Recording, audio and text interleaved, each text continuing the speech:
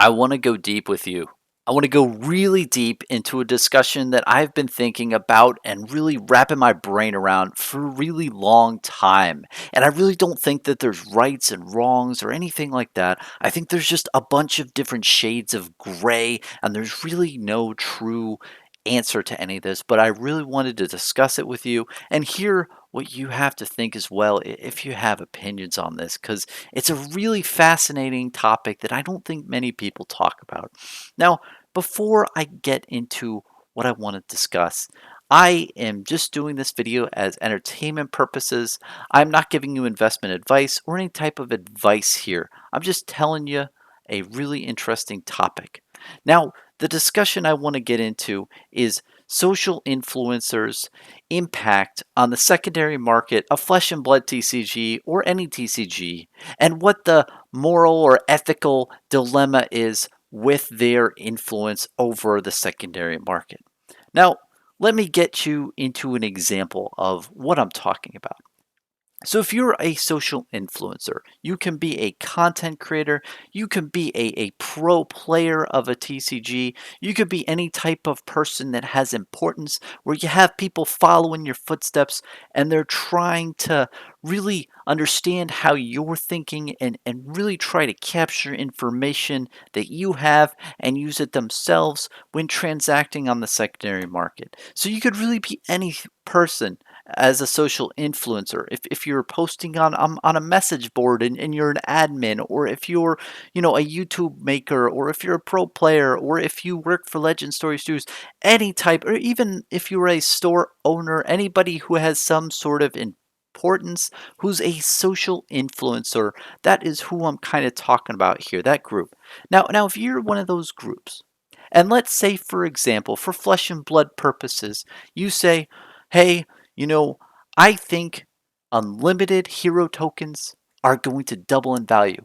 They are going to go from 5 cents to 10 cents. They are undervalued in the secondary market. I know this to be true. They are definitely going to do that because of X, Y, or Z, or M, or Q, or W. Any of these letters, you're just saying that I think that this card or this type of product is undervalued.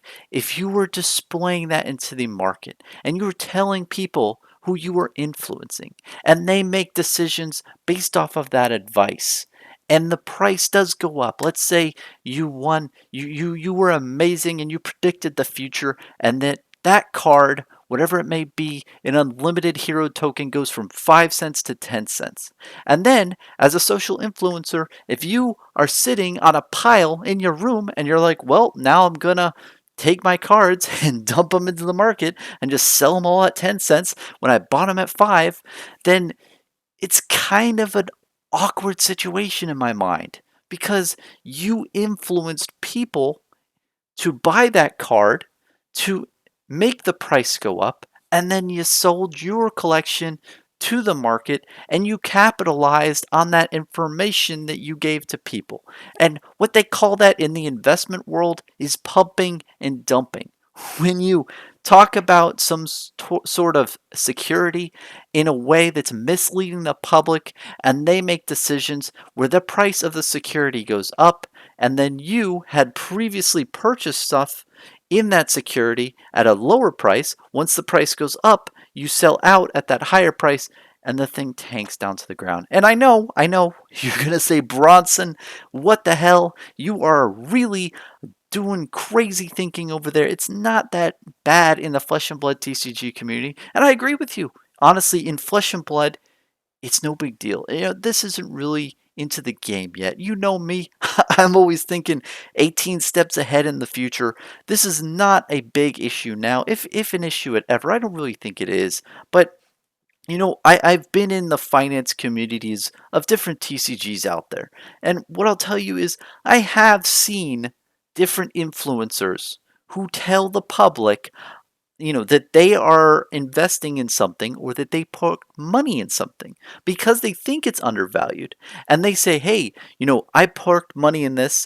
I think it's undervalued. I think it's going to go up. And then in a month, like clockwork, it goes up in price. They sell out, and then the price goes down again. It's like are they really that good at what they're doing and predicting the future? Or is it like a self fulfilling prophecy that the only reason why that card or that product went up in value is because they talked about it and that there's low supply.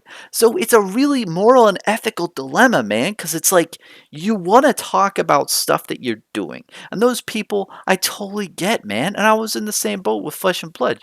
I research cards, I research products, and I like to talk about it because it was cool. And I like to buy it and I like to find good deals. That's where it's all at, man. The deals and buying stuff you want. And I know that for my purposes as a collector, I just wanted the product. But I feel like there's this subsection of group that is telling people that things are undervalued or overvalued in the marketplace, and the way that they influence the secondary market is really material.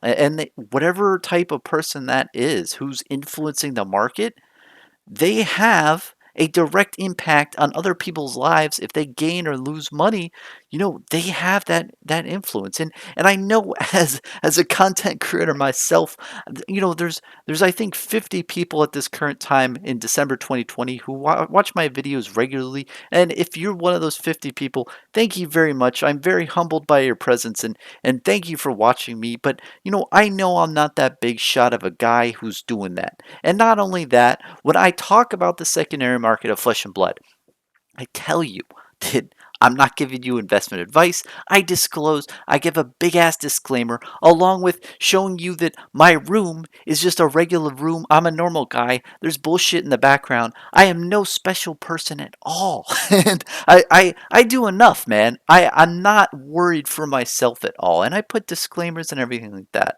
But I just think it's weird how other people might make try to give off the vibe that they are some super huge credible person and that they should be followed and that they should have influence. And it really does draw a crowd because people are like, oh, like, I have money, I want to figure out where to put it. Where do I put it? Hey, that guy knows where to put the money. Let's follow him. Let's do whatever he says. And they're like, oh, okay, I'll put my money in that. But the thing is with that, man, is it's a really big gray area.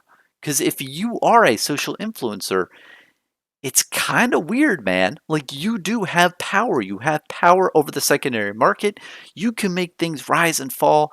And it's just a really ethical dilemma in my mind. And I think the big distinction here is really time frame. Now, me, myself, like I've told you guys a lot in the past, I focus on long term. I tell you that, hey, I'm in Flesh and Blood. I'm going to keep my money in these cards for a very long time. If I ran into some financial burden, I'd probably have to offload some of my collection or all of it. That might happen, but other than that, man, I don't want to sell. I want to keep the cards I have, and I want to like keep them safe, and I want to play with them. I want to have a great time with the cards I have and really cherish them. But there's some people in trading card games, right? Especially the secondary market, where they're not looking to keep the cards for very long. They're like, hey, I can buy it now for 200 and sell it for 400 later on, like in 2 months. And they're trying to flip and trying to make those little bargains, and I don't blame them. And that's fine to do. I'm not saying that anything is bad with that. I'm just saying there's a real ethical dilemma here.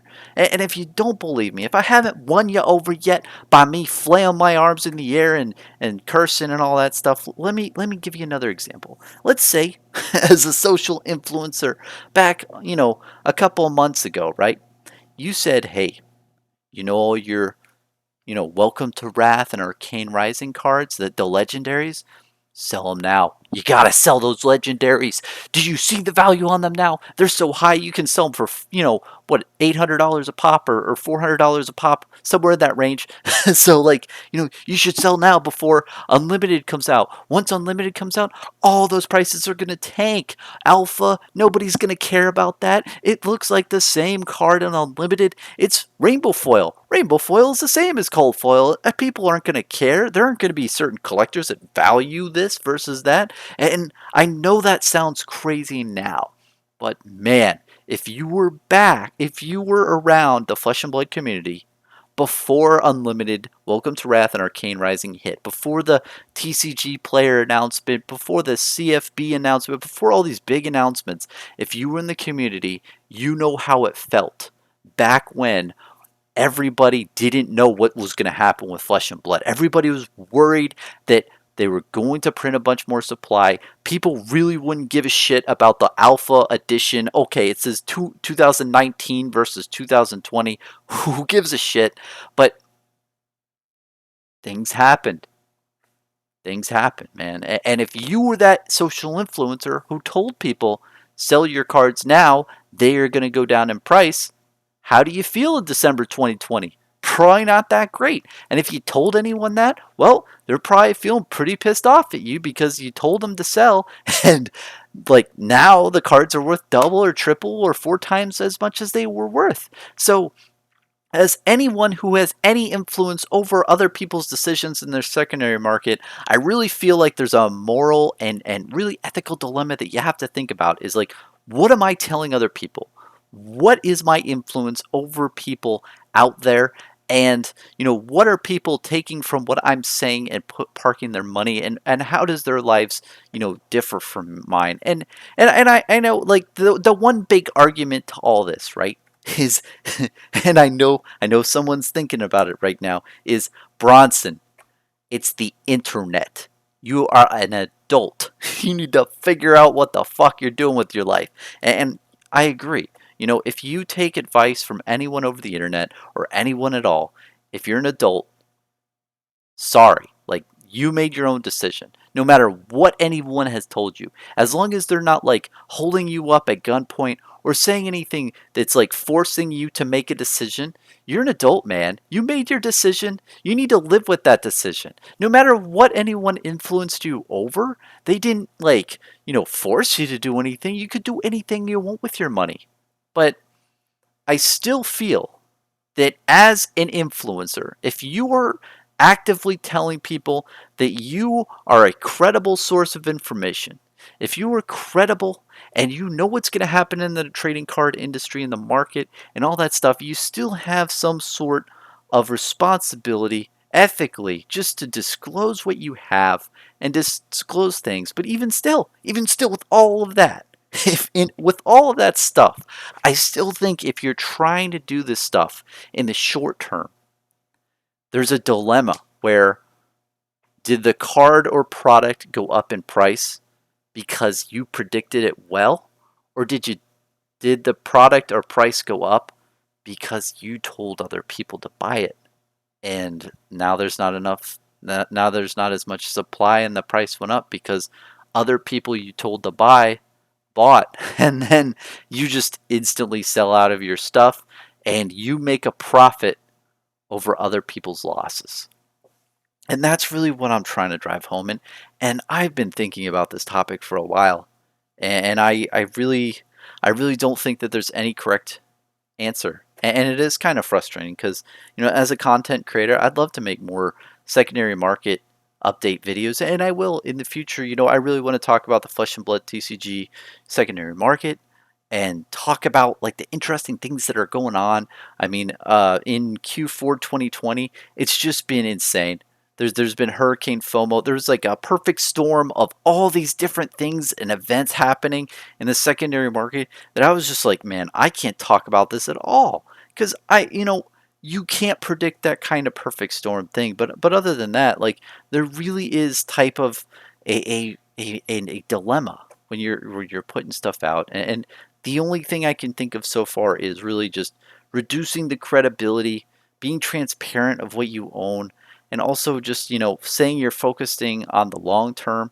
I feel like all those types of things are really a great blend of way that you can kind of be morally upright, whatever that means. But I'm just saying that there is a formula, I think, a mix for things that social influencers can do that really makes it so they are not only transparent but just doing the right thing.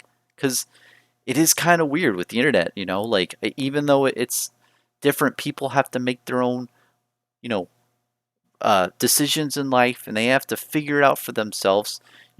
there's a lot of people who read those forum posts, and then they read a lot of places, and they watch your videos, and they do all that stuff, and they might take information you're given, and they could lose or gain money, whatever that may be.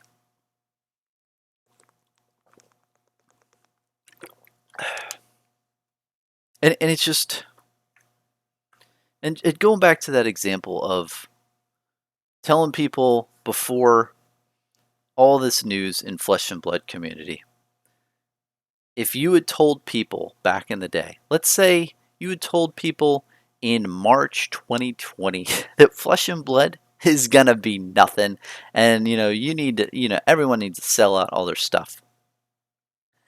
Think about how much that screwed up. Like, you could have a Faendale Spring Tunic, Welcome to Wrath in March 2020. That card was, what do you think, guys? 50, $100? The card was pretty cheap. But now, an Alpha Faendale Spring Tunic is pushing over $1,000. It multiplied so much, man. 10 to 20 times what it would have been worth back in the day is what it is now. And if you told people to sell out, they lost a lot of money. Conversely, if you told people to buy, they made a lot of money. But what do you think was more prominent?